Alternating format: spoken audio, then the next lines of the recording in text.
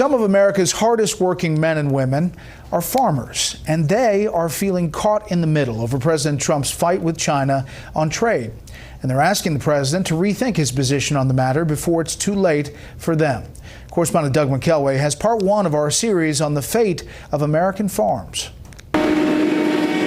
Douglas Coleman and his employees arrive at one of hundreds of fields they farm throughout Virginia. But the wind means spreading fertilizer will have to wait. Unpredictable weather like this has kept farmers looking up at the sky for centuries. But today they're also looking towards Washington.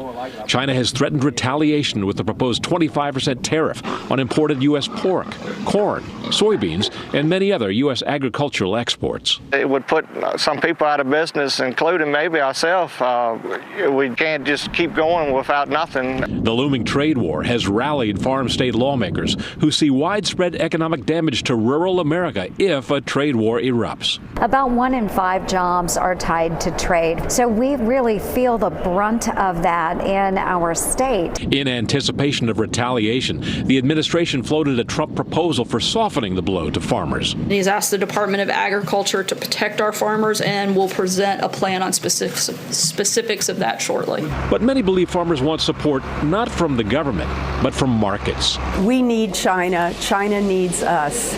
China is very important to U.S. agriculture, and it is my sincere hope that this situation will be de-escalated. Last week, farm state lawmakers met with the president, warning him of the damage to agriculture. They came away encouraged. Senator Joni Ernst was one of several who coaxed the president to consider re-engaging in the Trans-Pacific Partnership. I have long been pushing for TPP, and I see it not just as an advantage for our farmers and ranchers and getting our commodities into those Pacific nations, but I also see it as a matter of national security. Just days later, the president broached the subject of re-entering an improved TPP, while still believing farmers are willing to make sacrifices if it means fairer trade with China. They all said, look, we may have to take a little bit of a hit. I don't even think they will. But there may be some limits to how much of a hit farmers will take. 60% of rural Americans voted for Donald Trump in 2016 in a new election year where some predict Democrats may retake the House. Alienating those rural voters is not a strategy for keeping the House. Bret? Part one of our series. Doug, thank you.